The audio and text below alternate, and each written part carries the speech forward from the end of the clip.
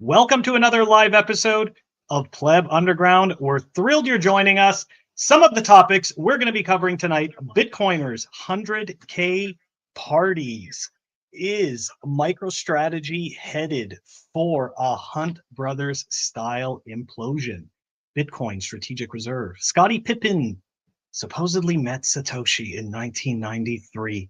And the Blockclock debate is heating up, guys. Anyways, before we meet everyone else, we got to do the thing for the Bitcoin companies who sponsor us. So here we go.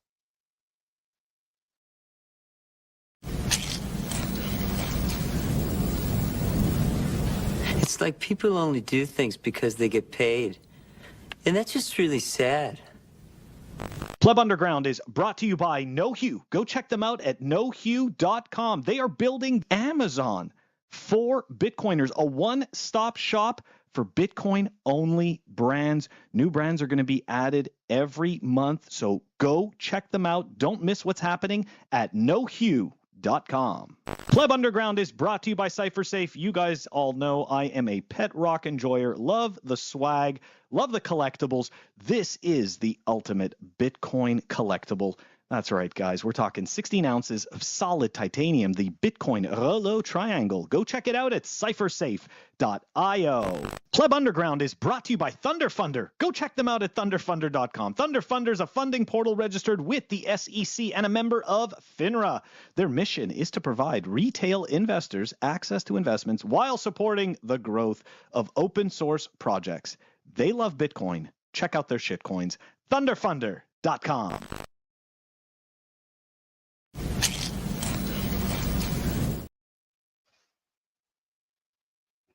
Welcome back, everybody. Let's get everybody onto the stage. Here we go. Okay, we've got Humble Warrior, we've got Sir Ulric, and joining us today, our special guest, KST. Awesome to have you join us here on this another special live Pleb Underground episode where we talk about all the fun stuff that's happening in and around Bitcoin. And of course, right, since we're in the bull run, there's just an amplification of noise, right? Let's be honest, massive amplification of noise. And as a result, we've got all kinds of ridiculous nonsense stories to talk about. So let's dive into it. Let's start off with the 100K Bitcoiner parties. So why am I talking about this? Of course, right, because Michael Saylor was talking about his 100K party, and of course everyone else chimes in and has to talk about their 100K Bitcoin parties. I figured, why not? Let's talk about 100K Bitcoin parties. So are any of you, I don't know who wants to go first, but are any of you actually having a 100K Bitcoin party? Is that a thing? Depends on when it's happening. And who's hosting? Okay. Yeah. Right? Fair enough. I'm going to be drinking my own fancy sour beer by myself. I'll be like that meme where it's like, you know, I'm at my computer and then I go like, yay, 100K, and let's just keep on going. Yeah. One beer and we keep on pushing. Do we? Here's a question though. Do we take off our laser eyes? No. Okay. No. I asked that question. TC said, the laser rays come off at 100K. The laser eyes until fiat dies. I like laser that. rays. So the line, like we just remove that. Now we have. Well, I already have the dots. So Yeah. I think the dots are more tasteful. I think they're more fashionable. The line coming out your, I mean, you lose the face. It's like, well, what does he look like? I don't know. I like the dots. I like the nice little dots. I think it's more aesthetic. It's classy. Yeah. So what happens if it like I'm a dot laser guy too. Yeah. 100K during the day? So is this when we're gonna have like walk-offs at work where people are gonna be like, fuck you, fuck you. And then you come back in like 5 minutes. Yeah. It's like you walk in and out for like a month. Like You're right, exactly. Like, Yeah, I ain't ready to retire yet. nobody Almost. did yesterday. Oh man. I don't know, the whole 100K part. Of course, I'm like the damper, right, on the whole thing. So I'm already not a fan of like ridiculous nonsense parties. So that's pretty much almost all of them. But like I always find with these specific events, they're always underwhelming, right? It's like New Year's. Right? I always use this as an example. You know, you pay this ridiculous amount, and again, this only happens when you're young, because when you're older, you figure it out. You're like, yeah, it's a giant freaking scam. I'm just going to stay home and enjoy myself. But when you're younger, you think it's going to be this amazing thing, and all these awesome things are happening, and it's whatever. But like, you go there, you pay this ridiculous amount of money, you freeze your ass off outside, you finally get inside. There's like no food left, no seating left. Okay, you're not having fun, and no joke, at like 12:05 a.m., they're like, all right, Happy New Year. Get the hell out of here. Like, why am I even here? So for me, it's like, okay, fine. Nobody's kicking you out of your own 100K party, but it just seems like by the time the whole celebration happens, like, how do you even plan for that? Like, you could be sitting there, you're like, all right, everybody show up at my place and 100K. Yeah. So what? So now everybody's just standing around and it's the Bitcoin price. So, I would be more excited. Yeah, I would just be more excited if establishments started accepting Bitcoin. Because that's really what we want, because we don't want to have to cash anything out at 100K to purchase things, especially, you know, if you're everyth's in Bitcoin. So I would be more excited if that happened versus 100K. I think it's just also a telltale sign that 100K will be such a minor milestone in the grand scheme of things. In my opinion, when we hit 100K, we'll probably take a nice little dip to maybe 97 or 95 for like a few hours, and then we'll jam past 100. That's how I see it. The prices are so volatile right now. Like 93 is the same thing as 97 in my eyes, and I think 100K, 105. I don't think it will be. We won't hover there that long. That's all I got to say. Already pulling back from 100K, right? We haven't actually hit the 100K USD, but yet it's already pulled back, right? We've already experienced the first dip below, right? Found support. We're on our way back. That's right. That's right. It's so funny. So yeah. Anyways, anything else on the 100K party? No, I guess something to add on that. It's not a party, but I had a field trip for my daughter's class today. I'm at the museum and talking to some parents that I haven't spoken with before, and they're talking about seed oils and like all these other things. And I'm like, okay, I'm just going to do it. Are you guys Bitcoiners? And they're like, yeah, we are. And I'm just like, no. What? I was like, all right. I mean, I had to ask, but I didn't know. Like, this is great. Wow. But they're like, I guess the guy knew about it in 2010 and like didn't buy it because his uncle said, no, it's a scam. Don't do it. Don't do it. And now he's like, because Trump, right? Because of Trump, they're like all about it, about Bitcoin. So it was like crazy to talk to them. And of course, they brought up XRP, and we had to discuss it. But this isn't XRP space, so we won't go there. But it was they'll go through their learning curve, yeah, exactly. And I'm just like, so I did a little bit of the thing, and said my spiel. But it was just cool to actually speak to somebody who knew what the heck they were talking about, when it came to cryptocurrencies. So we're getting closer. Okay, we're getting closer. And I was like, yeah, they're getting there. I mean, I just met them, so there's time. I was like, yeah, but you just, we get into like the signing device stuff and all that. That was cool. That was my highlight of the day. But they knew it was like almost 100K. And you met a class of 2024. That's kind of crazy. And they're going to have their learning foundation. They're going to have a reason why they got into Bitcoin in the first place. And who are we to say that getting into Bitcoin because of Donald Trump is a bad reason to get into Bitcoin? I mean, when I got into it, what was it? It was a COVID time frame, and other people got into it because of ICOs, and Bitcoin was just one of those things. The one thing that didn't really die. So 2028 is going to be a whole nother reason why people get into Bitcoin, and all the Trump Bitcoiners will be like, man, that's a rookie over there. And so we're going to be going through all these adoption phases. And one thing I know for sure is that there aren't going to be too many people who are going to leave Bitcoin. Once you get in, you ain't never leaving. It's like Hotel California. So we're making good progress. Unless you're highly regarded, that is. Yes. We love those stories. I think we have a story about some highly regarded guy. Maybe that's a good segue to that guy with the 13 years, huh?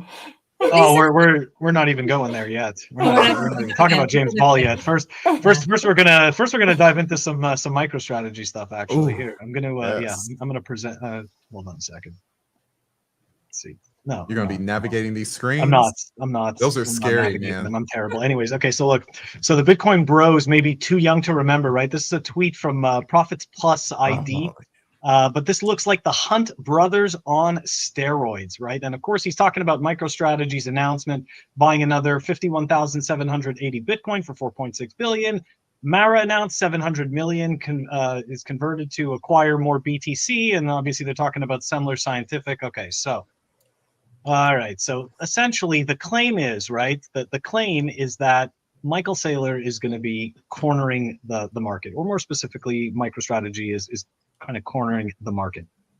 That's essentially what the Hunt brothers tried to do, right, with silver. That's the analogy that they're going for here. Is this like is this? I think this is a situation where the Profits Plus ID, whoever that is, I don't think they understand Bitcoin.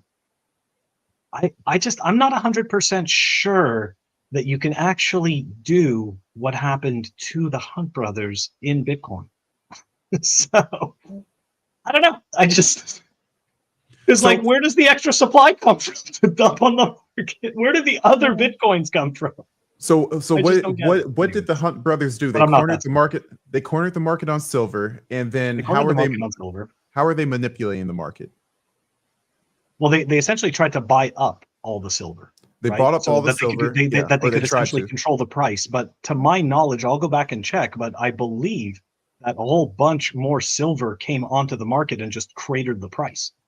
So, yeah.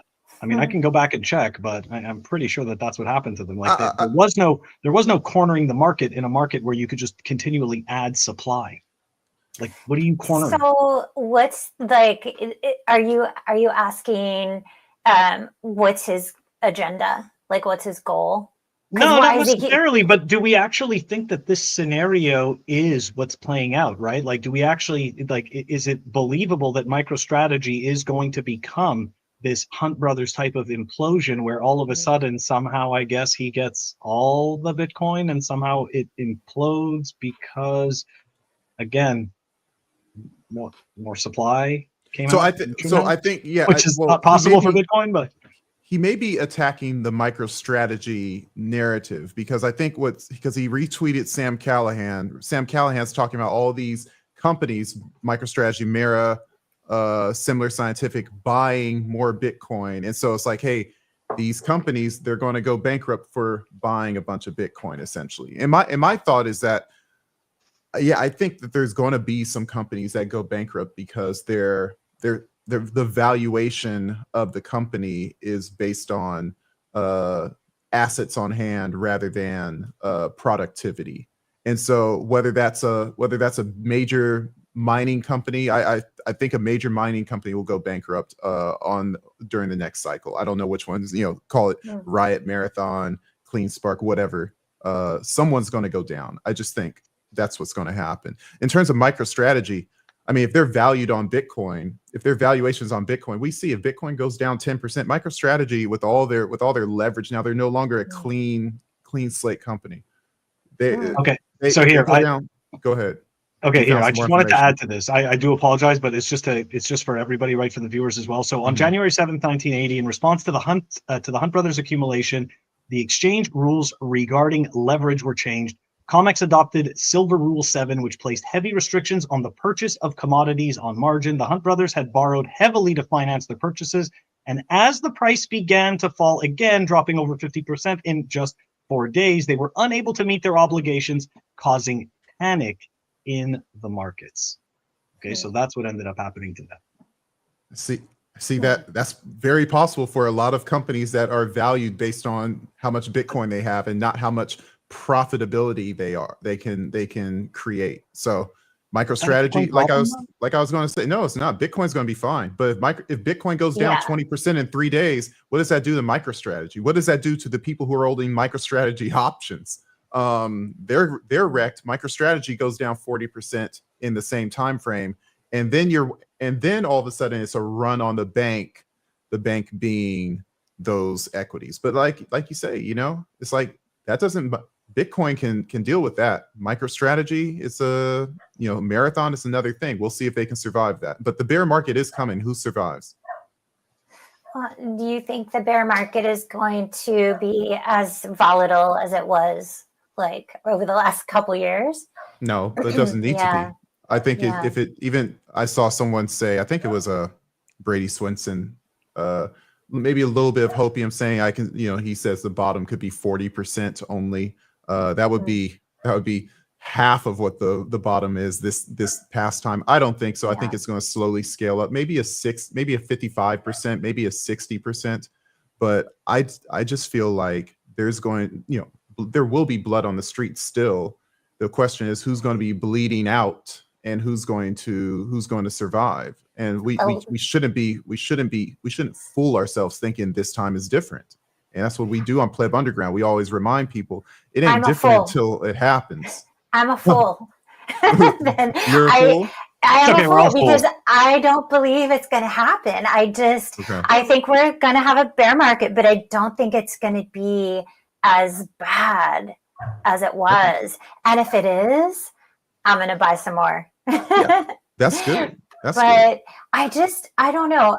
Maybe I'm too much of a newbie. I also came a little after COVID. And I just feel like it's different this time because I know that's kind of a cliche thing to say, it's different this time, but with like what's happening with the nation states buying and like things, people, nation states purchasing that we don't even know about yet, that is probably going to come out in the next few months. I think there's a lot we don't know.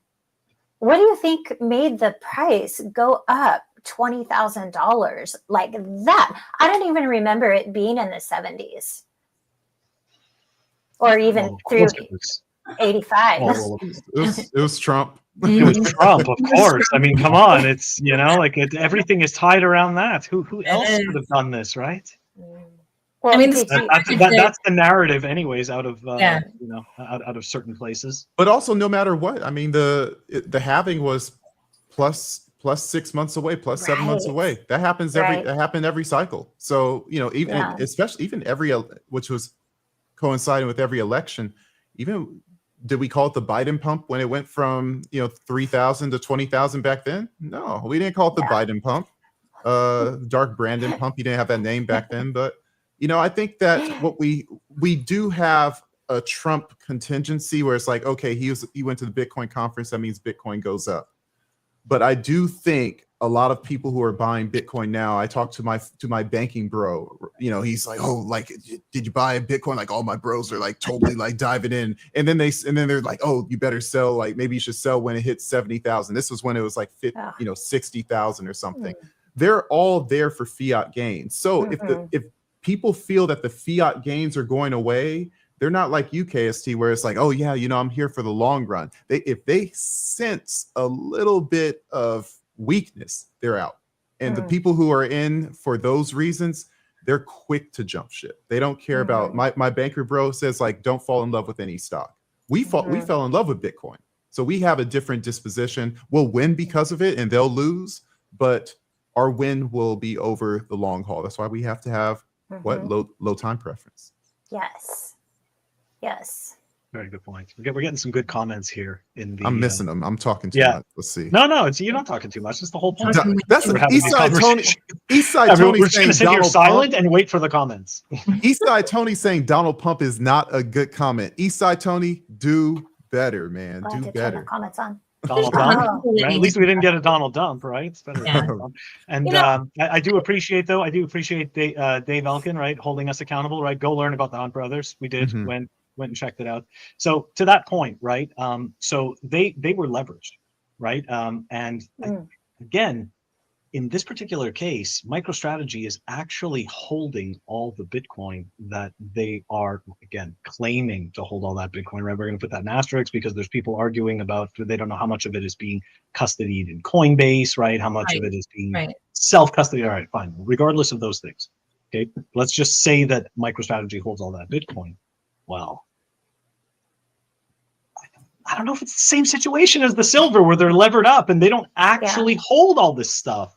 So it's a little bit different. Like he's actually getting real Bitcoin and he's issuing IOUs.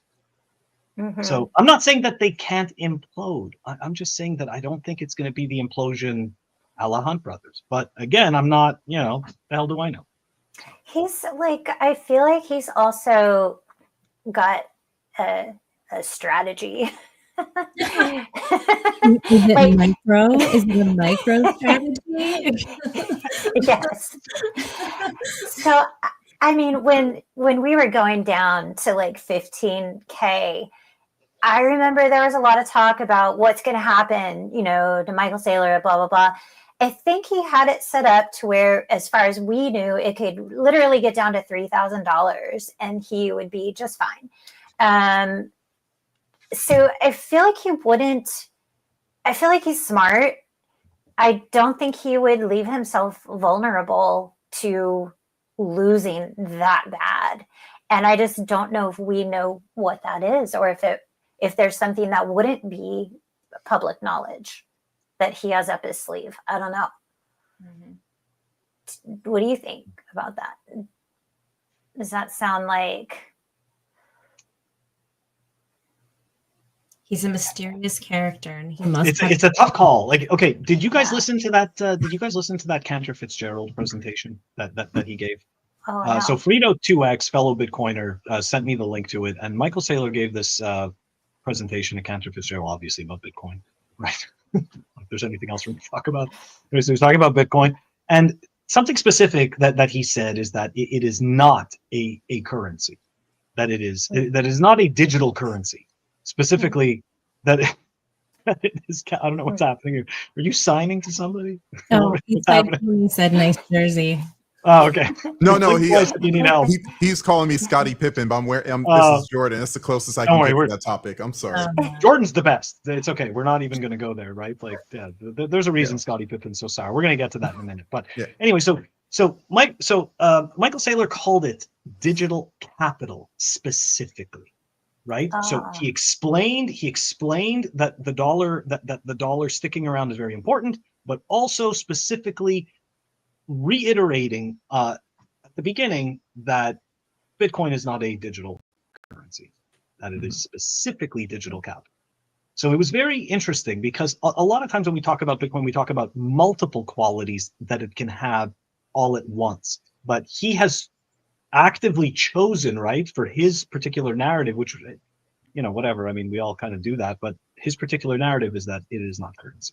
Which has changed, by the way, because he did used to call it, money. And he was talking about the self-custody. He was speaking in the way of the three use cases of what money is: unit of account, medium exchange, store of value. That all were equally important, and they would all have their phase. So he's changed, and someone in the comments said, blink twice if you have the government's hand up your ass. So I just feel like, whatever the case may be, he's making MicroStrategy holders happy.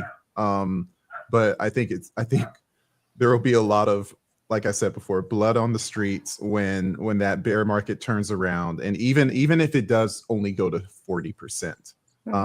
You're looking at a 80% on MicroStrategy, if not 85%. There are going to be people who are all in MicroStrategy. There are people out there doing their socials, leaving their Bitcoin spaces and propagating these MicroStrategy strategy sessions. I got a message from someone who was getting a almost a meetup TED talk like thing from Punter Jeff last week. He was there live. I'm like, man, what are you doing there, bro?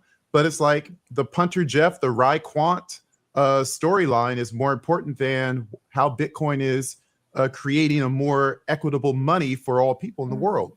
So there's just a lot of people with a lot of stake in MicroStrategy. I'm transparent. I have some MicroStrategy, but I'm not going to go around and propagate saying this is the answer. It's not an answer to be a trader. If you're a garbage man, if you're a teacher, you got to be able to live. And it's not about making a good trade. It's about your earnings being solvent.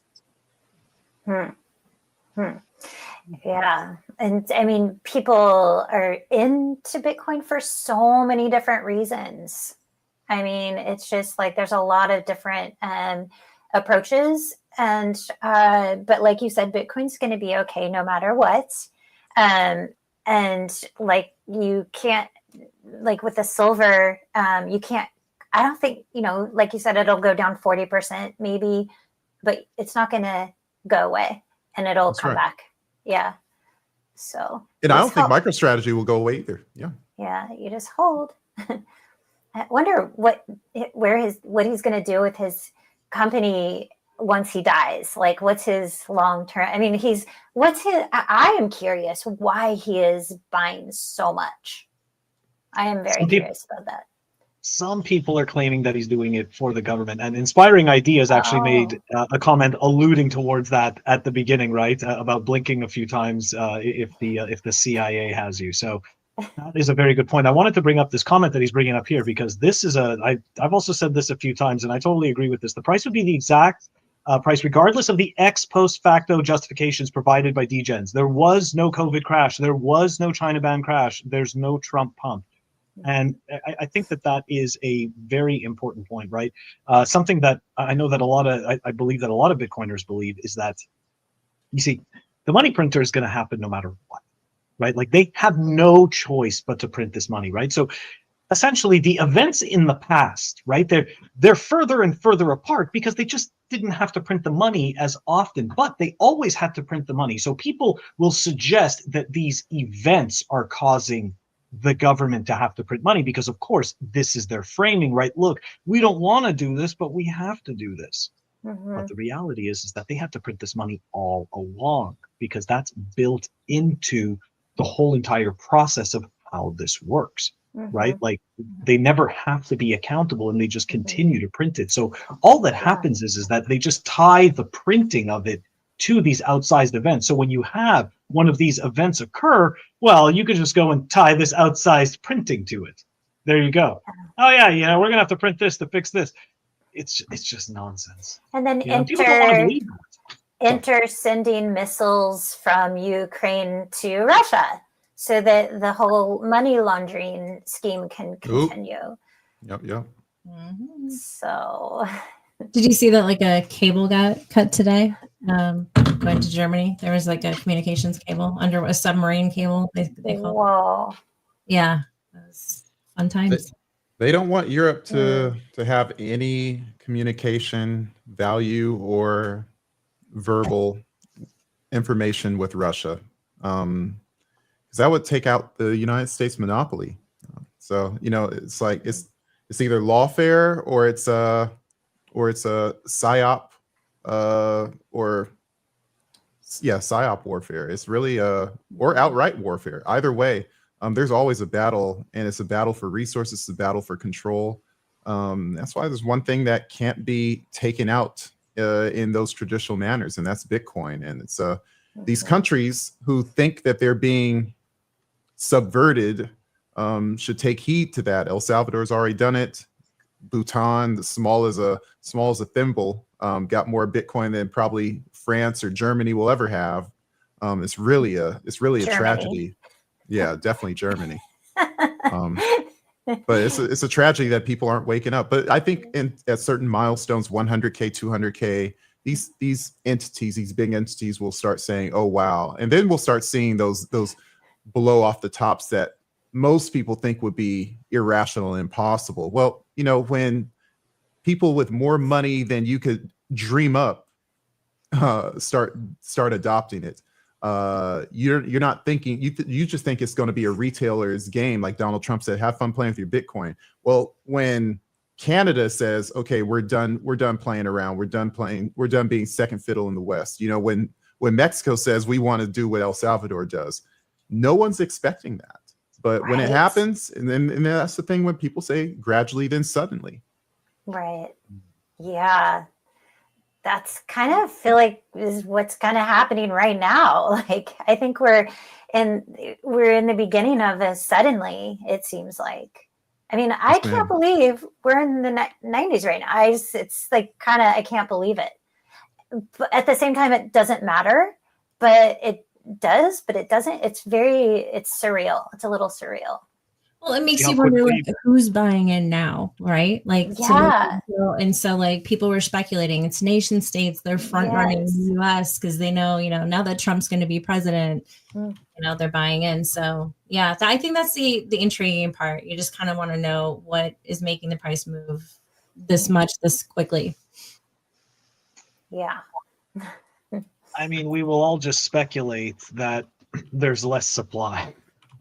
Right. No. I mean, like it's humans. I know that a lot of people. So look, some people will give you very convincing theories because they are convinced in what they're telling you. I'm very content in saying I have no idea, right? Like I have no vantage point.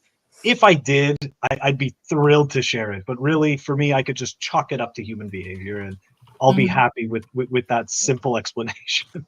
Yeah. I like Because that we've you seen said it play that. out like this before. Yeah. I like that you said it's humans. It is. Well, It's just us. what if it's like, Russia is now like, I don't know, I'm sure already started mining Bitcoin, but like, what if it's Putin? What if he's buying a bunch? Well, and I mean, aliens are real now too. So there's the That's true. intergalactic beings that we are, we might be competing with. Maybe that's what it is. Who My, knows? my family. Aliens are real, but birds are not. What? That's Well, right. yeah. Birds are not real. They're not. So They're just spy devices. We all know this. Okay. All right. So the I think the jury is out. So we don't know if MicroStrategy is going to implode. We have no idea, but not that we ever claimed to know. But definitely, we're going to see that story play out. Right. We're watching him do this in real time, and he is the star of that show. So good luck to him. But moving on from the MicroStrategy stuff, we're going to go take a look at what is it? What are we going to take a look at? The Bitcoin Strategic Reserve. So Yes. I don't know how much you guys have dug into that. I am pretty sure all of us have heard this already. I don't know how many times especially in the last year, right? So we know Cynthia Lummis put the bill forward, and they want to have a Bitcoin reserve. And of course, Donald Trump said something along the lines of those magic words, which made a whole bunch of people really excited. Okay, so let's go around the room. How likely do you think that the US is going to, because let's be honest, they are going to, if this were to happen, they're going to print dollars in order to buy Bitcoin. I don't see any other way around it. If someone can point me to some other thing, which I'm sure somebody will be like, yeah, they'll raise some kind of tax for it or whatever, but I'm pretty sure they'll just print dollars to buy Bitcoin. Show around the room, let's see who thinks this is actually going to happen. We'll start with Humble. I think it's going to happen. I mean, I don't think it's going to be a priority, in the first 100 days. I mean, I wouldn't see why it would be, but, I mean, he's definitely talking about it a lot. And if we do have control of the House, the Senate, then I think that it's quite possible that something like that can be adopted. But I don't know. I mean, you're right about that. They would have to print money unless they decide to go around and confiscate some from various people that, may have been hacked or something, or they may hack into. That's the only thing I can think of. But yeah, I think it's possible. It's possible. I'm more on the end of yes, but not for a little while.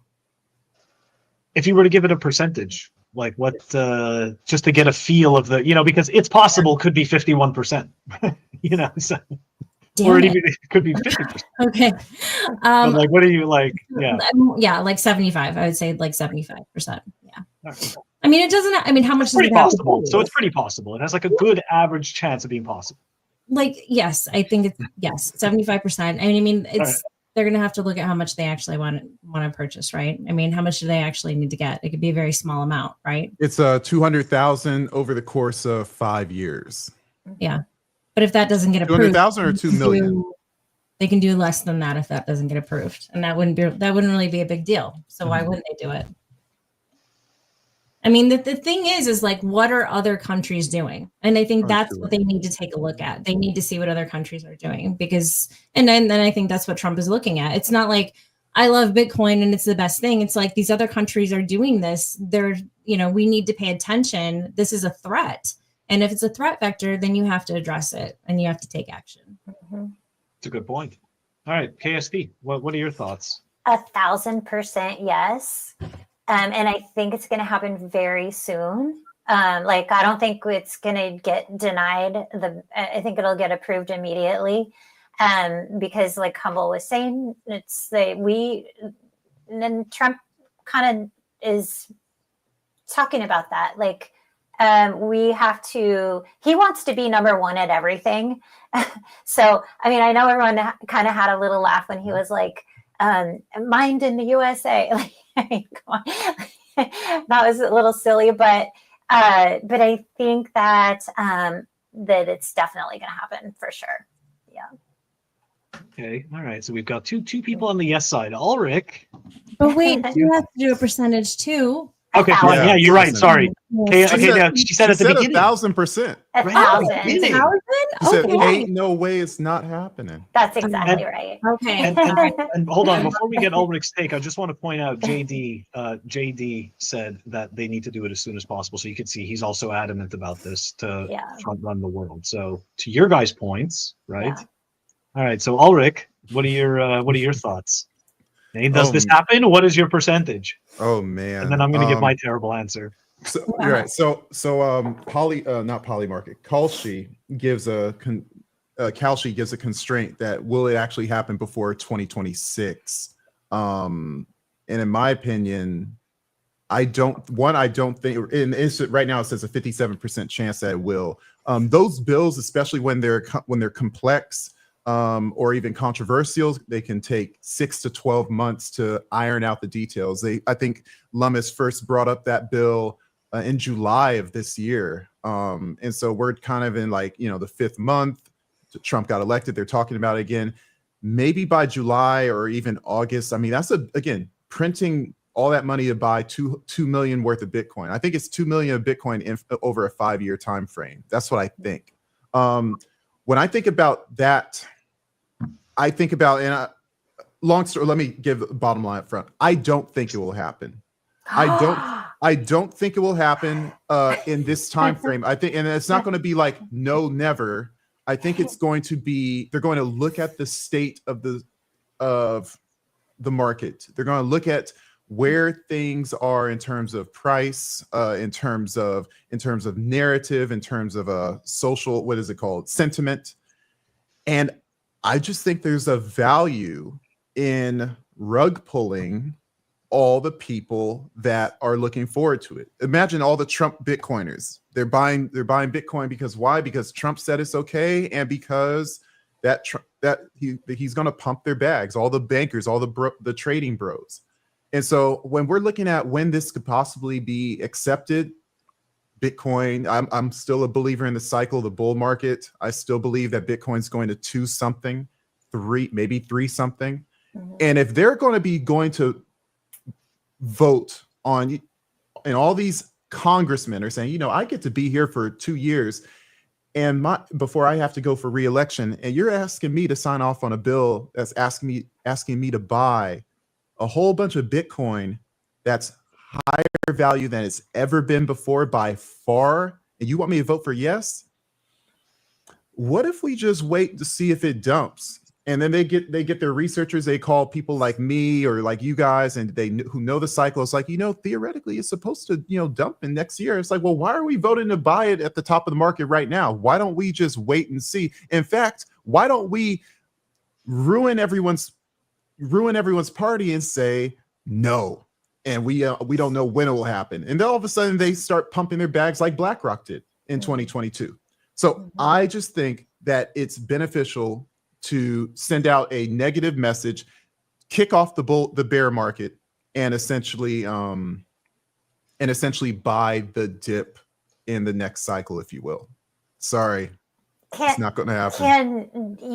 Do you think that they feel they can afford to wait? I they feel. I don't think that they believe that this time is different. Just like a lot of what I think are rational Bitcoiners don't think that this time is different, that there will be a reduction in price. And even if there's a 20% reduction in price, when it comes down to their denominating their world in a dollar standard, that's more than enough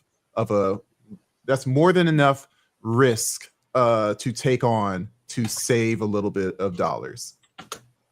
I can't wait to see what happens. Yes, ma'am. Well, I'll be making shameless plug, but my next video for the Pleb Underground will essentially be this topic, and I'm going into a deep dive on those things as much as I can get into about 15 minutes, because I looked at the script and I'm like, damn, this is long, but we got to talk about it. And I think that this is essentially the market top indicator that we are going to all wonder, when is it coming around? But anyways, Phil, your turn. Right. Before I give my opinion, I just want to address some things that are happening in the chat. It is not my birthday. Okay. I don't know where these people are getting this from. This is not my birthday. Not that I'm not that I'm like somehow offended by this. I don't care, but it's just like it's just wrong. So like I don't want somebody to assume that this is correct. It's just incorrect. But anyways, the other thing is, here we go. This was a good point over here. No, it's not my birthday, not that. Over here, from LA, right? If Ross isn't pardoned, it's not happening. If so, it can happen. All right. So I can appreciate that stance, because I think a lot of Bitcoiners, at least, I know that for me anyways, based on what I've seen, not that I hold out any expectation, because like Full Throttle Hodl said, politicians are politicians. And, like, if he were to actually commute Ross's sentence, right, and do this, I think that a lot of people that support Bitcoin would, be kind of like warmed up to him, like even regardless of whether they actually do a Bitcoin strategic reserve. Just that alone, I think, would give people that hope. So, of course, if we would see that, I think I'd be more inclined to believe that it would happen. But to Ulric's point, right, I could just see it as an event to take advantage of, right? You build up the market to make everybody think you're going to do the strategic reserve, and then you frickin' rug pull, and then hey, that sets the stage for the next 3-year bear market, right? Where everybody's telling you that Bitcoin is dead at like 70K bottom, right? Like, you'll see like a 65K or who knows what 60-70K bottom, and everyone's going to be like, it's going to zero, so yeah, I don't know, I'm on the fence, right? It's like we want to believe that these great things can happen, but at the same time there's just so many letdowns that have occurred that you just don't want to hold your breath, because it's a lot of energy to invest in actually thinking that these good things can happen. But then again, Bitcoin does exist, so why not other good things, right? So what do you think nation states would do then? Sorry? What do you think nation states would do then? Like if they announce, we're not going to do a strategic right. That's what I'm saying. Yeah. I mean, look, you're already seeing El Salvador, right? And there's at least two other countries that Venezuela is mining, Bhutan is mining, right? Everyone's going to operate on their own prerogative. I would hope that game theory plays out, and it's like, I mean, if everyone just follows, the United States didn't do it, I guess, I mean, anyone who understands like the art of the trade, the art of finding alpha where alpha is supposed to be found, you can't just go with the trend. So if everyone's selling, El Salvador bought when everyone was selling. So maybe people are looking at El Salvador as an example when they see, hey, their 5-year plan or their 6-year outlook. It's like, wow, look how much better they are than they were back in 2021. Maybe they're looking at that formula rather than the United States. We got a lot of examples out there, and the United States ain't the only show in town. Imagine everyone looks at Germany, a model for engineering and technological advancement, and by whether it's some stupid law or because of their ego, they went from 50,000 Bitcoin to zero. Do you follow their route?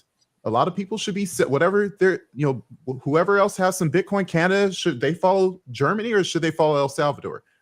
everyone has their choices and everyone has their incentives. So we'll see what happens. 200K will change people's mind. I don't think a lot of people are even going to be woken up to 100K, but 200K is going to be like, I talk again, my trader buddy, I like to give him as an example. I was sitting in the hot tub with him and his wife and his buddy, and they're like, they know I'm a Bitcoin guy. It's like, okay, so how high is it going? I'm like, you just make fun of me if I said how much I think it's going. It's like, no, you got to tell me.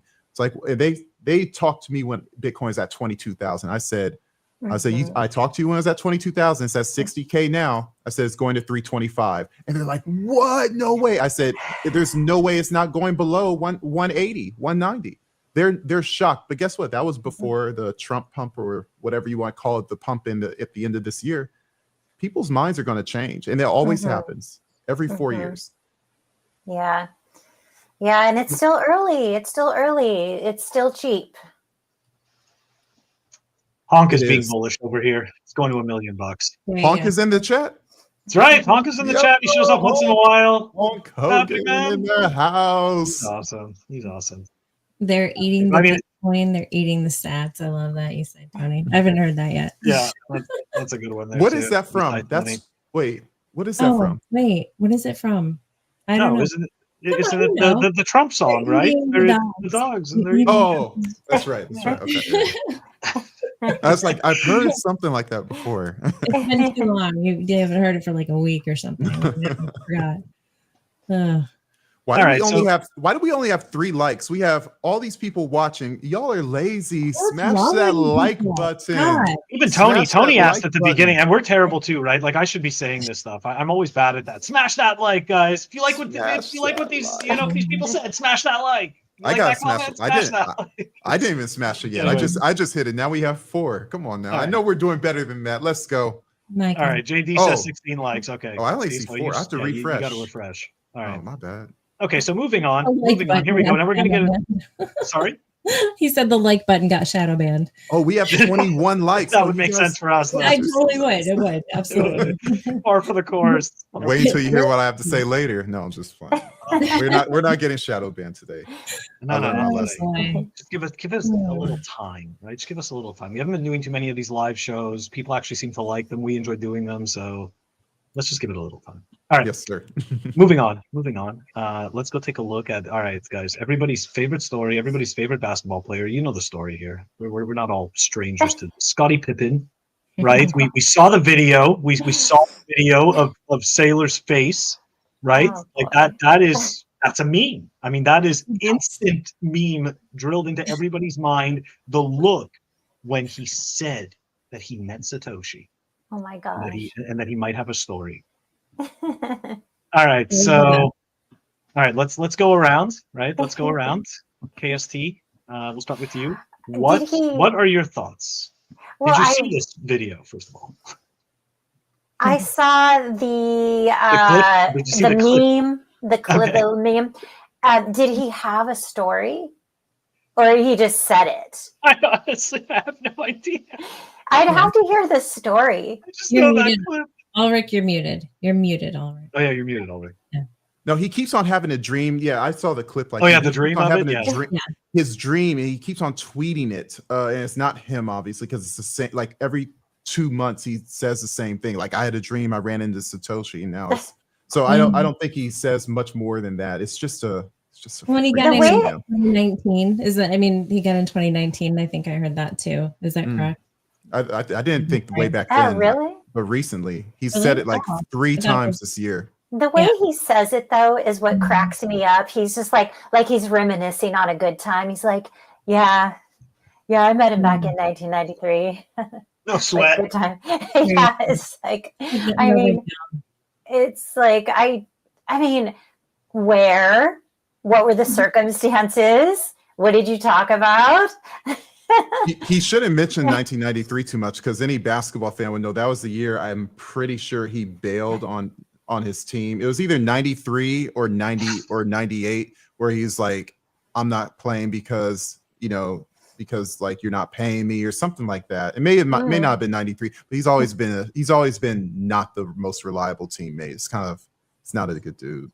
I don't think in 93 he really gave a shit about anything remotely close to the words cryptography.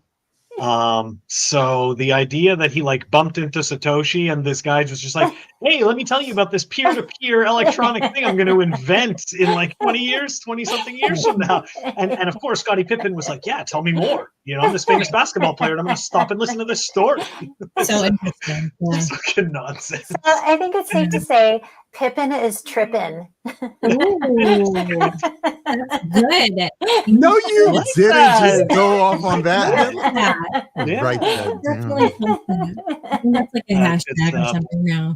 Yeah, but that look that Michael Saylor gave him, like I had to watch it over and over again because he did it multiple times. Like if you watch the video, he's like I can't do it, but he like did it like 3 times. Yeah, like the look on his face. Okay. And it makes like the look to me is like, no, you didn't, because I know who he is, or no, you didn't, because I'm Satoshi. You know, I mean, that's the vibe I got. Like the body language was just like, I know, like it was so funny. It's I like can watch that disgust. over and over. Yeah. We were talking about this earlier with I was actually talking about this earlier with Honk Hogan, who was in the chat earlier, and Yeah. essentially we said the same thing as you, Humble. You Oh, know, did like we? it's like Okay. does it like the face, right? The face that he makes 100% Yeah. is like, you know, like I know you're full of shit because I know who it is. Exactly. You know, like that face was like, yeah, Yeah. like a multiple sidewalk times. stink Mm. face. I know, because like the first time he did it, it's like, okay, he's like just reacting to it. But then he's like thinking about it for a split second, and then he's looking again and he's like, are you really real right now? Are you really saying this? Okay. My you What, know, yeah. what if Pippen is playing 4D chess and he Yeah. met Saylor in 1993 and he's messing with him? Okay, so let me That ask you wasn't this. the look on his, that wasn't the look on my No. So let me ask you this though. Why does everybody assume when somebody like, and I shouldn't say everybody, but like we tend to see this, especially in this space, right? That like somebody does a move like this, right? That's like blatantly regarded, right? And people are like, you know, what if it's 4D chess? You know, what if it's 5D chess? What if it's, and it's like, you know, we're people, right? And we do pretty, like, I mean, human stupidity is infinite. So Yeah. most of the time, It is. I don't know. I just don't think. I mean, he was selling. What was that again, Ulrich? He was selling like NFTs of the game ball. Of a game ball from 19. He keeps on keying in the 93. I don't know Yeah, why. it's- Like what with that? happened? What's with 93? I don't know. It was Jordan's last year before he went to baseball, but like Okay, I I got don't it. know. 9 plus 3 is 12. Flip that around. Numerology What do you 21. got? What do you got? Satoshi. Of Oh. course you knew him. I don't have that track of thought. No, I'm charted like that 100%. All you got to do is add numbers. All you got to do is add numbers. Bill is like that. Yeah, for sure. I do this all the time. This is how you get to the number 23, and this is how you get to the number 5 with everything. Yeah, Okay, so but trust me, it always 23 works. is not a lucky number. It's not a good number. It doesn't need to be lucky. Well, It just okay. needs to be That's number too 23. funny. You know, and the cold part about the Pippen thing is that people who are, I remember when he started doing this in April or May or something, and I would see people get excited, you know, because he's tweeting about Bitcoin, but he's not, you know, he's talking about, and by the way, my ball token, almost like who's the former MMA guy, bald headed, who talks all the time? McGregor? No, the Yeah. the guy who's from Dana? who's in the guy who's in the Middle East and he's talking and women hate him. Oh God, Andrew, what's his face? Andrew Tate. Yeah. Andrew So Tate. Andrew Yeah, Tate, he had Yeah. a Scotty Pippen moment literally last week, and people were retweeting and replying. I'm like, yeah, that's the way Tate, like that's the way Andrew. I'm like, do you read the rest of this thread or big tweet? He's talking about his crypto token, and it's a classic Again? thing. I like Oh, like God. Bitcoin, buy my shitcoin. Oh, And Scotty Pippen does the same thing, but Bitcoiners are gravitating to it, and they're like, yeah, I'm excited about this. Well-known Bitcoiners with with 12,000 followers, 25,000, 50,000 followers, and they're like, yeah, I gotta get you on the show. I'm like, why don't you just court all the cryptocurrency guys that are out there already? I mean, they're probably smarter than him, and they probably have more Bitcoin than him. I don't get the the mental numbness of the Bitcoin Twitter world, because and fast forward a few months, and now Scotty Pippens on the same stage as Saylor. I'm not so upset at Scotty talking about he had a dream of Satoshi in '93. I'm more like, what programming manager put Michael Saylor and Scotty Pippen together, who are obviously on different tracks, whether Saylor's going to rug pull you or not? He's buying Bitcoin. He's not talking about a ball token. And Scotty Pippen is like saying, I knew Satoshi in '93. I'm like, what are you smoking, bro? But what is the programmer smoking? That's even more. It just goes to show that this Bitcoin space is so saturated with cheap marketing, and it's disappointing. And it's like maybe because I've been with PlebUnderground for now 4 or 5 months now, and so I'm just like all grizzled and chiseled. Jeez. And I don't know, but that's just not acceptable. I was kind of thinking about that a little earlier today. I was thinking about how I was thinking about the space, specifically Bitcoin Twitter, and what is it now compared to when I came in early 21. And people got called out for things all the time. And I feel like the space has absolutely grown. And I remember when I came in, the people from way before me were kind of noting that about my time. But now I'm looking at it and I'm like, well, people used to get called out for stuff. People used to say, slay your heroes all the time. I don't see that as much anymore. And so I think there's agendas. The people do still say slay your heroes, but they're no longer Getting slayed. They're no longer propagated. Those voices don't get retweeted. Those voices don't get through the algorithm because no one wants to hear that anymore. Everyone is like, okay, we're all in this collective cash cow movement. We're going to try to move this thing up by hook or crook, and anyone can say anything as long as the number goes up. And that's why I think that when you think about, the bear market's coming, I think the bear market will be just as bad as past ones because people aren't here for nearly the same reasons. And those people will be dumping at first sign of trouble. We're in a great time right now. We should be celebrating, but make sure we're celebrating for the right reasons. Interesting comment here from you, Tony.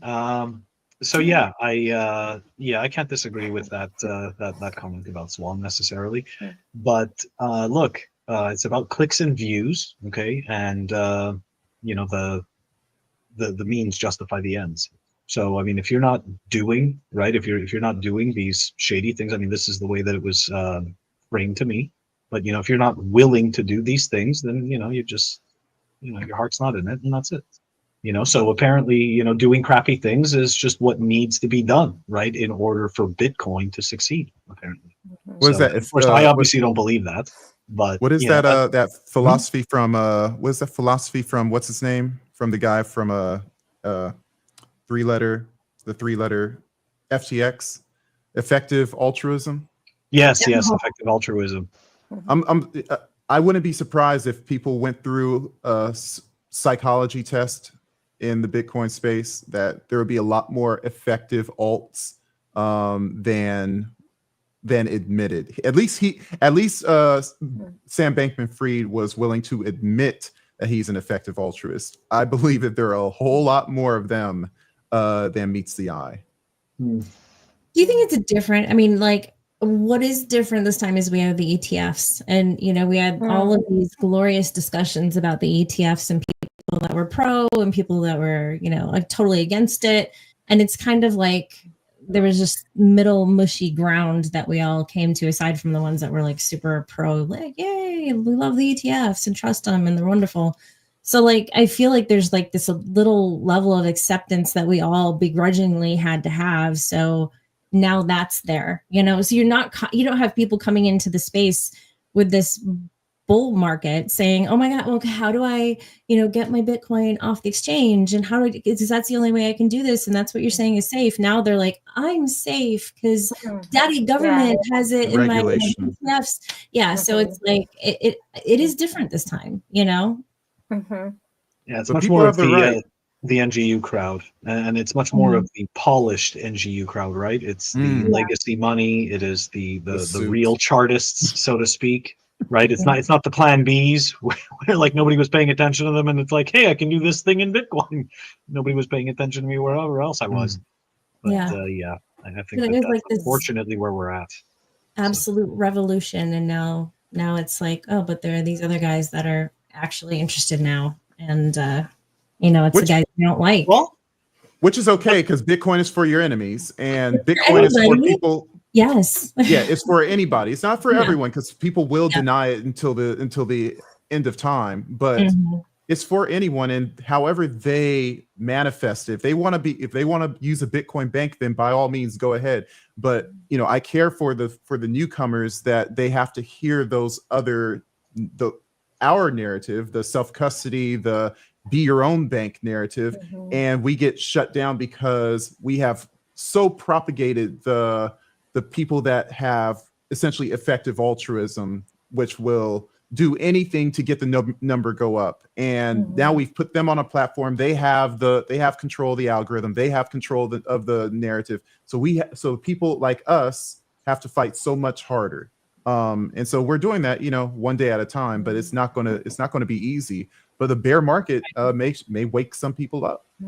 It's a little bit easier to the extent of, with like the people that I met today that I was talking about earlier, Trump, Bitcoin, I have to buy it. Here I am, and it's like, that's great. So, these things. I mean, when I was talking to them, I said signing device. They don't know what that is, but they know what cold storage is. So it's like, yes, and so they're like, well, okay, so when you're trading, what do you, and I was like, no, this is something that you hold on to. If you want to do that with XRP and all these other things, go for it, but like, you want to take it off the exchange. You want to own Bitcoin. And so in that regard, the level of information for me was there. I didn't have to orange pill them. Essentially, they knew Trump was enough to pique their interest and for them to do more educating on their own, I guess you could say. But yeah, maybe it's now just as simple as saying, yeah, but you don't really own it. Okay, so you think you do, but you actually don't. So here's the next step that you need to take. And that's nice. You don't have to sell people. And that's, that is the hard part. We talk about this all the time. You go through this phase, right, of orange pilling people. In the beginning, you're like, everyone needs to know about it, but you don't really know how to describe it. So it's very personal. And you're like, yeah, but you don't need to know, but you want everyone to know.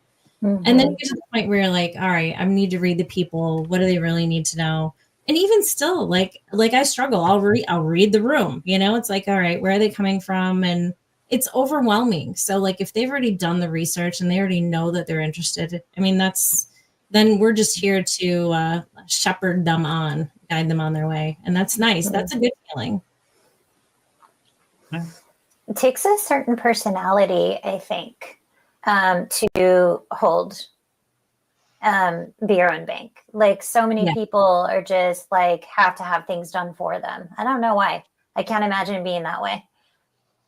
I think this goes back to the brainwashing of society, right? The average person, essentially, like from the time that we're kids, right? I've said this 1,000 times before. You've got your parents that you look up to. Like, we're essentially kind of bred to look to authority, right? Like, besides our parents, right? We go to school. You've got the teachers and the principals, right? And then you go to work. You've got your boss.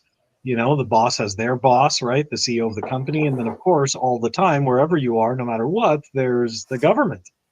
So this idea, right? And if you think about it, right, when you're dealing with money, you're dealing with bank accounts. So you're dealing with trusted third parties, again, an authority figure for your money, right? For our money. So it's just all around us. So it almost seems foreign, right? It almost seems foreign to take personal responsibility and to discuss, personal freedom and, all these things, right? Individual rights, all of this stuff. Like, it's because everything that we do is just, hey, we're always trusting these authority figures. Hey, I want to chime in on that one. And even though we are groomed to trust authority, what we also are groomed to do, and I think in a good way, not groomed, but I think humanity wants to strive for what's called division of labor. And so as from going back to the 1500, to Stone Age to now, we're looking for more ways to outsource things that we don't necessarily think we need to do so we can own our time more. And one of those things, I think, sometime between 1500s and now is banking. And so custodying money so we don't have to worry about it. And for whatever reason, banking was really important in the past, and even in modern days, what banks can do for us so that we can have financial instruments, financial utility. But with the advent of technology, what ends up happening is that we're discovering things that we can do more autonomous. But that is being resisted by the owners of that. Hey, you divided that labor to me. I don't want to let it go yet. But when you think about the internet, there's a lot of things that we outsourced before that we were able to pull back to us because of the expansion of information exchange.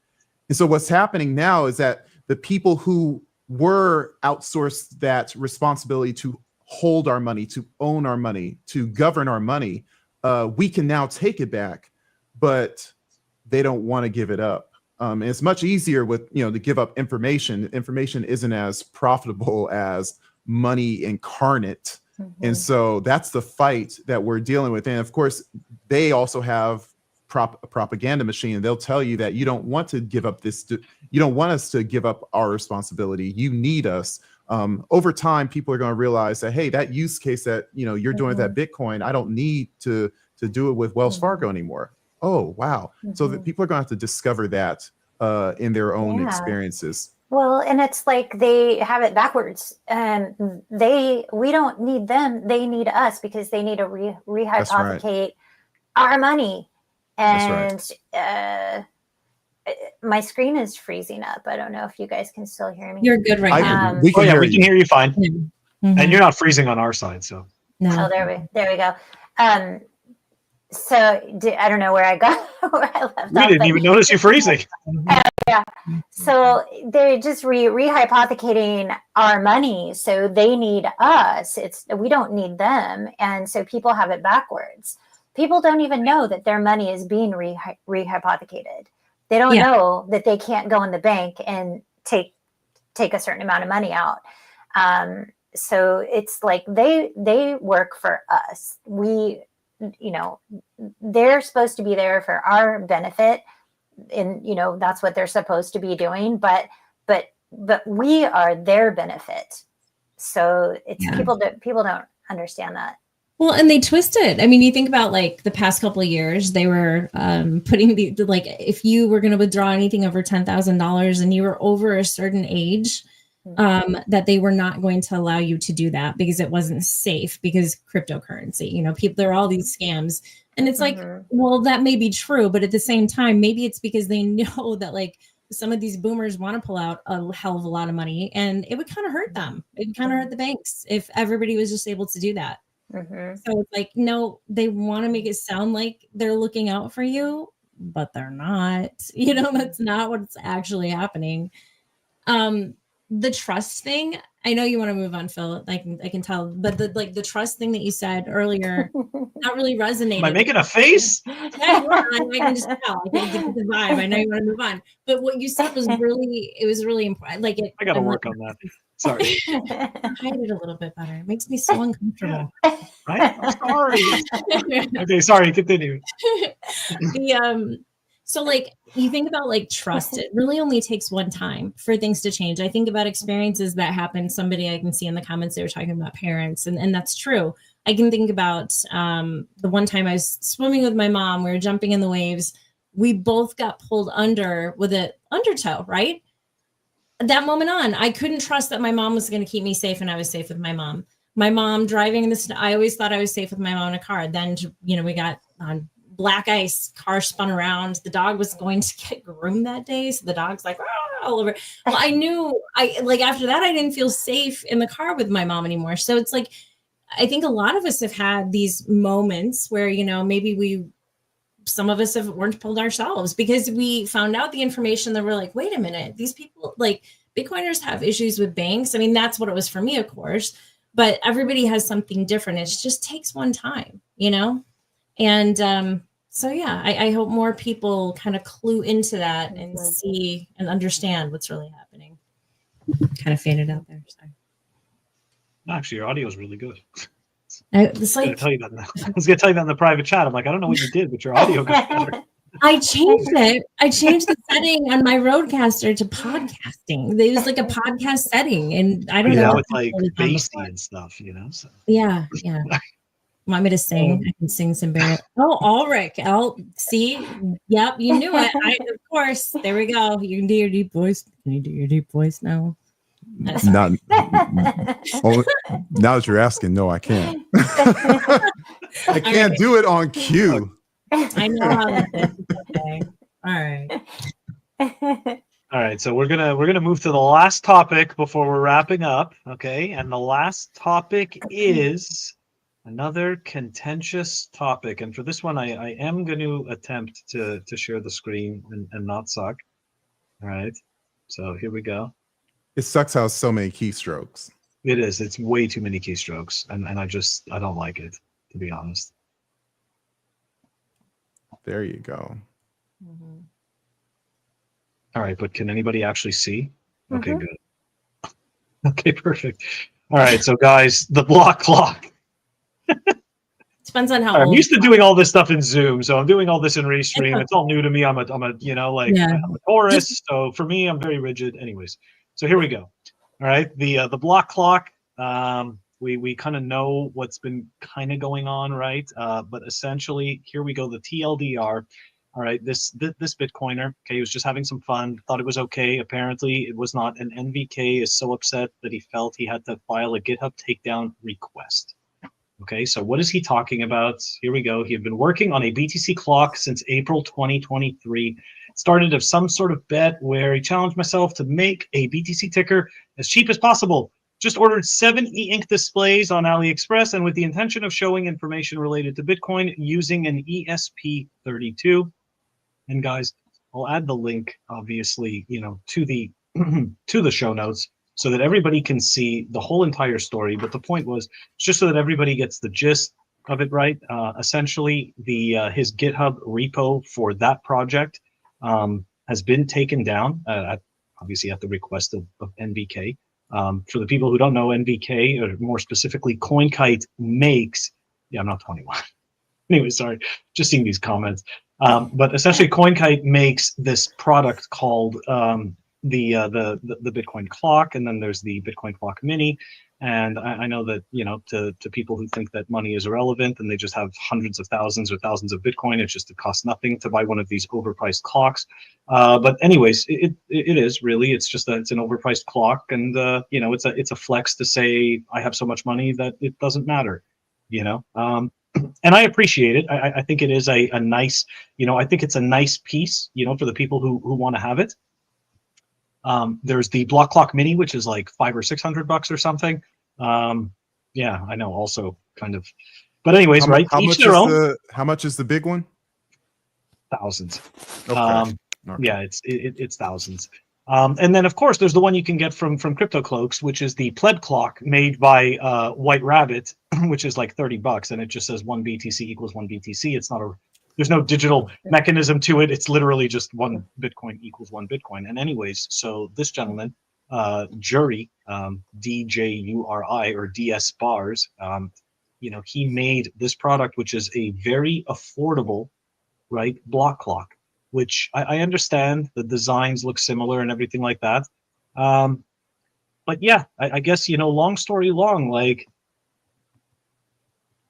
it kind of like speaks to, so one hand, I've heard the argument that, like, you know, NVK and everything, you know, they paid, you know, people to make that design and all this stuff. And, you know, like it is his original design. And it is if I'm not mistaken, he filed that they were infringing on their trademark. Okay. It's not a patent. It's a Right. trademark.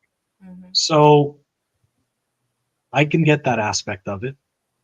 Did he have to have the GitHub taken down? Like, clearly it's not the same product. Clearly it's not the one given by CoinKite.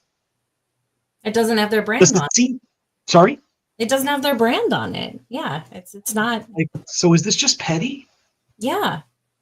I was like, yeah, we could just sum this up. I mean, it is. When I read it, I couldn't believe it. I mean, unless there's like something we're missing here, I don't understand, because I looked at the design. I thought, oh, cool. I mean, that's neat. And he's open sourcing. Wasn't he open sourcing this? I mean, he was like providing all the information for people on what he's doing and how he's doing it. So, you know, like here's the thing. If you have a 3D printer, do it yourself. I mean, it's the way things are. People are inventing new things. The nice thing about this is this guy is like, you can do it for yourself. Okay, here you go. It's going to cost you this much. And, you know, those of you that don't have thousands of dollars to spend on one of these things, this is Merry Christmas. I don't know. I know. That's my take. Disagree. So from a Rothbardian economic standpoint, like as far as I know there's a lot of, you know, Austrian economists, experts out there, but I don't think that you can even own the idea that's the block clock, you know, and I don't care what patents are. Guess what? You can make a patent in the USA, but someone makes that block clock knockoff in China, you're SOL, unless China decides to, you know, uphold the patents or the trademarks of the United States, in which we know they don't in so many cases. I mean, there's fake iPhones going around all over the place. So I would say that it's just funny, the Bitcoin space, where we're supposed to be these free thinking economists, kind of like liberty kind of people, understanding what property rights is more than any other subculture, that they would use some sort of lawfare or some sort of like centralization exploit to cause this centralized repository to take down the plans for the other design. I forgot what it's called, the Blockclock debate, or the Blockclock. So in my opinion, I think that shows the weakness of GitHub, of course, that you can go find someone to go knock on their door and says, hey, you know, I'm more important than this guy. I should, you know, you should listen to me and take this thing down because it infringes on my authority. It's not even rights, it's authority. His rights weren't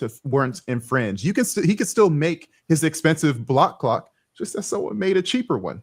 It's a flat out monopoly of something that shouldn't be able to be monopolized, and it's wrong in all sense of what Bitcoin is. Bitcoin is open source money, and that seems to be an open source concept of plastic built in a certain way to flip to show the Bitcoin price. I'm having a deja vu. Like a couple years ago, wasn't there something similar with what Bitcoin did or something like that? Do you guys remember what I'm talking about? Like, Wouldn't be surprised if Peter McCormick was involved in some sort of statist argument. I can't remember what it was, but it was something very, very similar. Did I say that out loud? Oh my goodness. Okay. What is everyone going to think about me now? You know, he's a very effective opium dealer. Okay. Oh. How many people did you orange pill? Yeah. Anyway, sorry, KSD. Continue. No, I mean, it just seems like this probably is going to arise many times in the future. So similar situations are probably going to come up plenty of times. Well, and I mean, to be honest, when I was reading through the article, the guy who's making this thing, he's got like some additional, like some add-ons that sound pretty cool. When I was reading through it, I can't repeat it right now, but I was like, oh, well, that's really cool. I mean, he was citing the fact that the technology was a little old and he was trying to do something different, and there are upgrades. So it's not the same thing. It's not the same design. And it sounds like he's just trying to improve upon, you know, an idea that it's a clock. I mean, originally he didn't invent, who invented the clock, right? I mean, it's essentially right that has some cool benefits for Bitcoin. I don't know. That's a good point. Like, you know, who invented the watch? And then, like, can no one else invent another watch? Well, theoretically, after a lot of you make all your parts.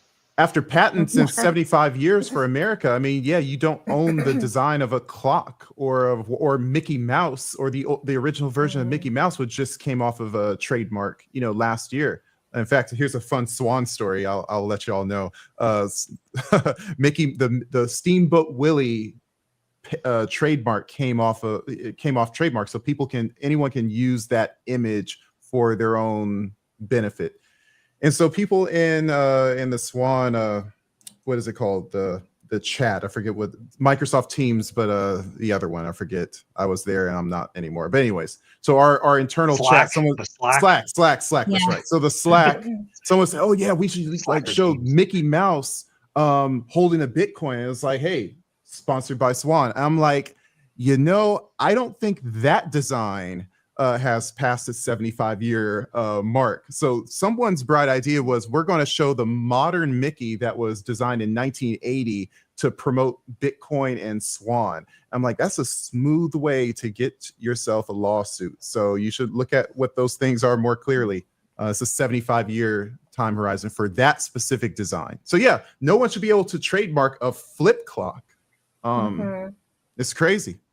Yeah. Well, and I mean, isn't it the way patents, this is something I've always heard, but if you have a patent and you just, somebody's like, oh, cool, that's great, and I'm going to change like 3 things on here, it's not the same thing anymore. So it's not like so it is true. So yeah, it's the way it is. Unless there's something that has been deemed to be critical. And look, that's a patent lawyer kind of thing. And all it boils down to, and it's very similar to this situation, who has more clout, who has more power. Is how Craig Wright dragged all these British people across the coals when it came down to defamation or saying who he isn't and who he is. If NVK probably has more clout and more law power than the other guy, the jury guy, then people are going to listen to people who have deeper pockets and more influence. And that's why it's like Bitcoin, no matter how much influence you have, you can't change the protocol because it's baked in. In my opinion, you can't change what property rights are. Property rights are property rights. An idea, you can't own an idea. An idea is how other people see things. And someone can take your idea. If I say something out into the world, you can repeat what I said. I can't sue you for that. At least not in rational world and clown world, you probably could. So there's some interesting chatter going on in the in our chat, right? Oh gosh, Tony's bringing up some good points here. So, and it is true that there's kind of a pattern, right, that has formed that KST was alluding to, right? Seems like deja vu. Seems like this happened in the past. So, and I understand there's there's 3 sides to every story, but right now there is this narrative where NBK is being perceived as attacking Seed Signer. I would say that that's true, that he does attack Seed Signer. I know that in the past he has attacked Foundation devices, right? For quote unquote using his firmware, so to speak, and modifying it, even though his firmware arguably comes from Trezor, which he also doesn't often have nice things to say about them either. But this isn't really, it's not about him, right? It's more about the fact that there is this pattern, right? That kind of actually that he does. So it's kind of like, in these types of situations, I find it makes both parties look terrible, because it makes them both engage in this petty behavior, right? Because one person is being petty, so the other person, so you have to choose essentially to ignore this person completely, right? And that means you don't stand up for yourself. And then it's like, do you have to stand up for yourself? Do you really have anything? Like, if you're, you know what I mean? Like Seed Signer, right? For example, like if he just ignored NVK completely and just let NVK scream into the void, could it not be argued that that people will miss out on using the Seed Signer device due to the FUD that NVK spread? So is it not Seed's responsibility then to then respond back? It's so right. It's like people, it's like they drag you into the mud and then you have to go and get dirty with them. You don't have a choice. Yeah. It just kind of sucks. There's something that you said Anyways. there. It's like where Seed Signer has to defend themselves rather than just ignore the noise. And I've been the person, and a lot of people who in the chat or on stage, I don't like spaces that much because I don't like too much conflict. And You so have when to come to Good Morning Bitcoin then. oh no, I mean, when I do, I'm like, what the hell is Morning, this world? Stacy. Depends on the day there. Yeah, I've been to Good Morning Bitcoin where it's like it's drama. But I digress. It's like I see Phil. Phil goes to bat to go combat scammers all the time on a regular basis. And for all the people in the audience, for the people on stage, we're lucky to have Phil being willing to keep his conviction on, hey, calling a spade. And it's like me, while I see the spade, I'm like, yeah, but I'd rather just turn off the computer. And it's like, why pay attention to it? But people need to address fallacies. People need to address problems, and because otherwise what ends up happening is the problems manifest, propagate, and end up replacing the truth sometimes. And so we need to go to bat for what's right. And it's hard, it's difficult. We don't want to alienate people, but there's a war out there and we have to fight it. Yeah. Very well Well, said. there's the two sides, it's like you want to stay out of it and you don't want any drama. And then there's the other side where it's like and I'm not, okay, the way this is going to end up, it's going to sound kind of bad, but there's your side, Ulric, and then there's Phil where he's like, okay, but other people are going to get hurt. So I need to stop this and make sure that, but it's not to say you don't want people to get hurt. It's just that, that's, I think there are these triggers that go off in some people's minds. And I would say that that's probably what's going on with Phil. And this is why Getting people go triggered? off grid and hide in the woods. Yeah. Oh, yeah. Sorry, KSP. Yeah, I was just saying, I don't know, I feel like going off grid and just, you get tired of it. You don't want to get involved with the drama, after a while you get tired of it.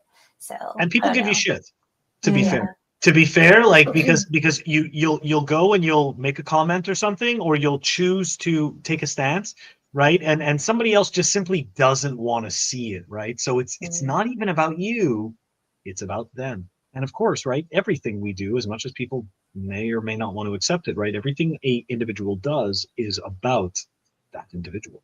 Whether or not you want to admit it, it's like that's what it is, right? Like, we are all separate. So as a result, it becomes this kind of strange, I don't know, kind of dualistic position.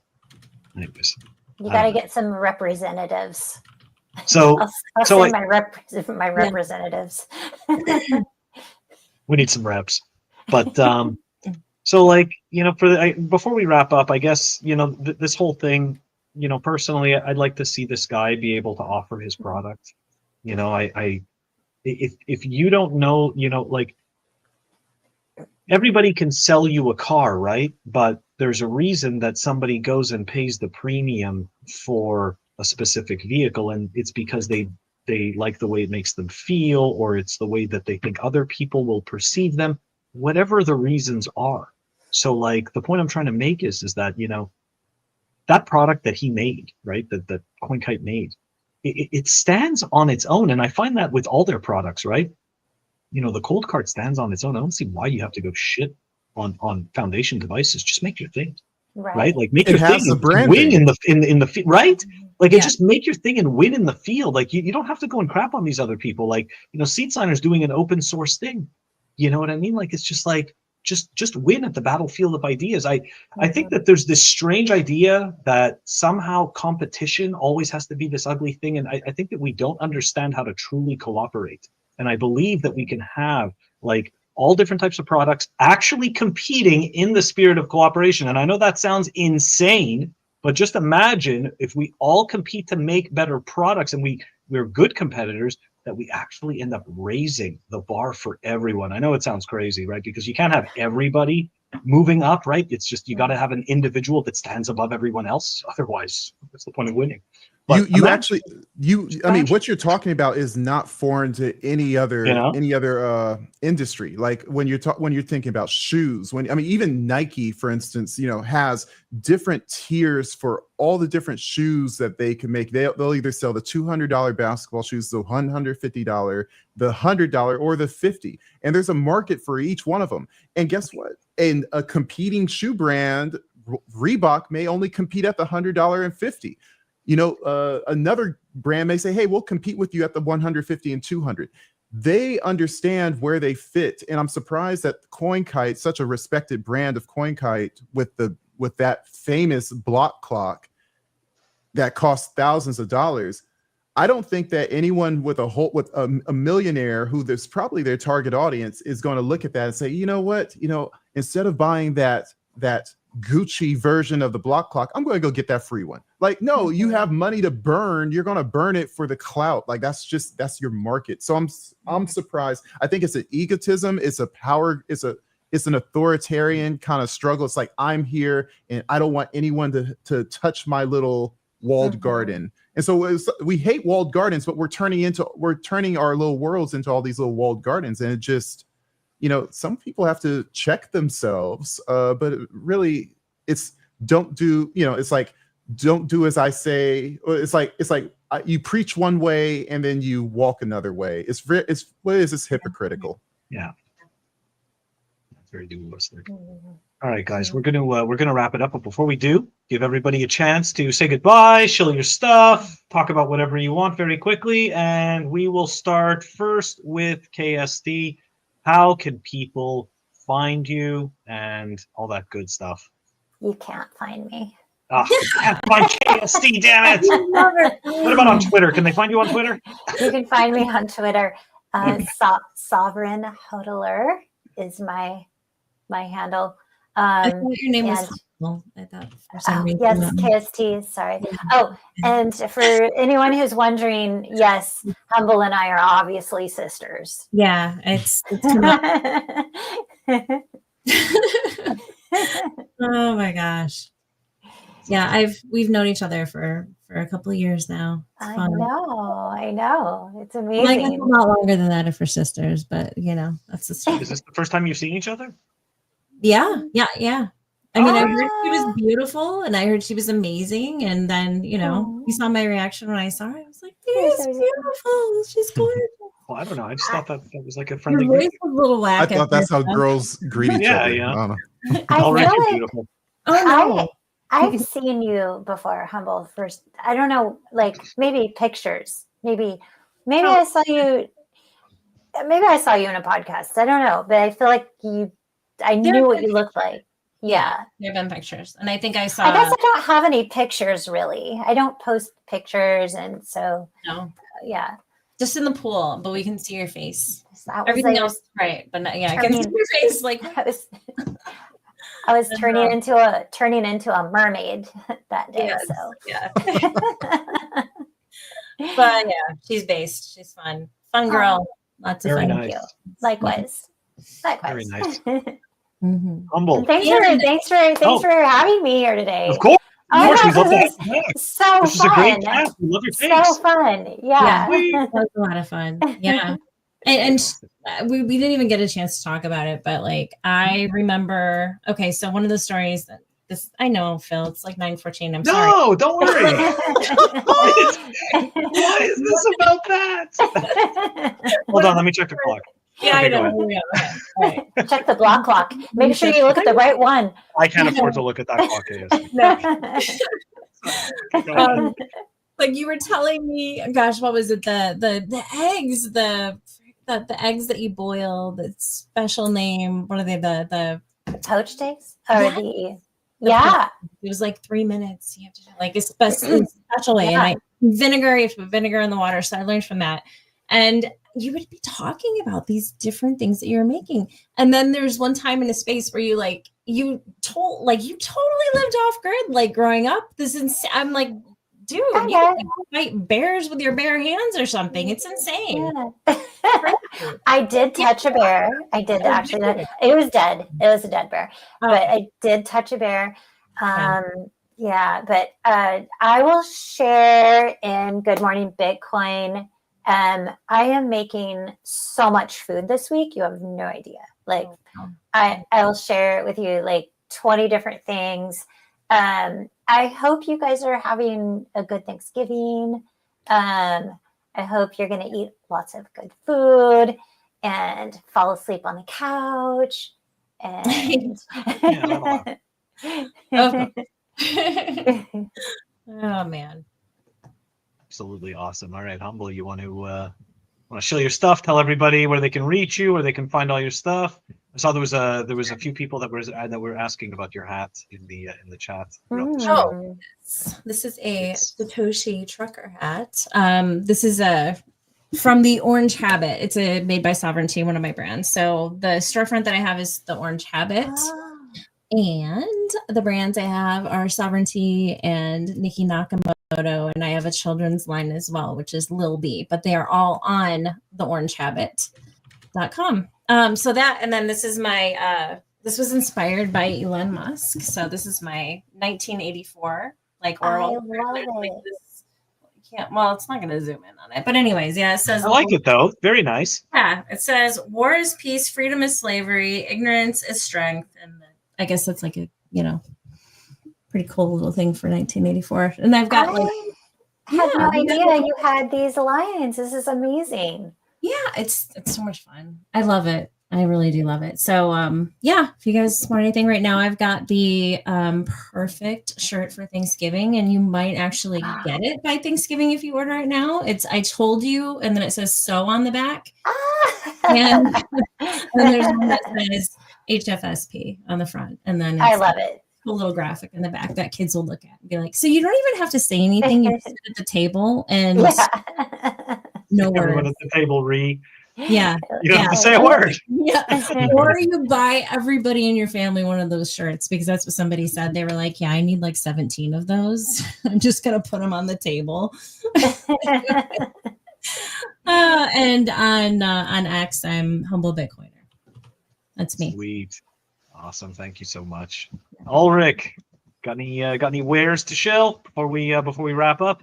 No, just make sure to continue to join all our products on the Pleb Underground. I got a video probably coming out in about 10 to 11 days about some of the topics we were talking about today.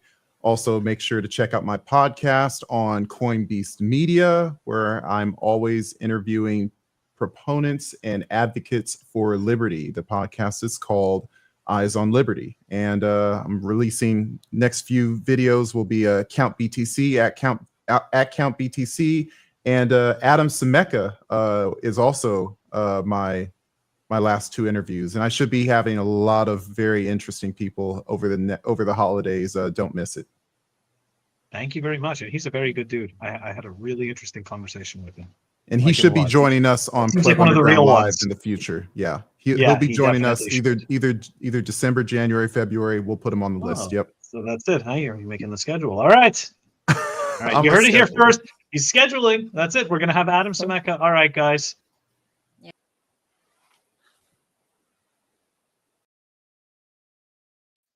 Sorry about that. I meant to leave myself there and not take everybody else away. Anyways, guys, that's going to wrap up this live episode of Pleb Underground. Don't forget to check us out on our audio-only platforms, Apple Podcasts, Spotify, and Anchor. If you want to stream us sats, check us out on fountain.fm. You can stream us sats using any app that will allow you to stream us sats. All right, guys? Don't forget to check us out on fountain.fm. We will catch you on the next live episode. Take it easy.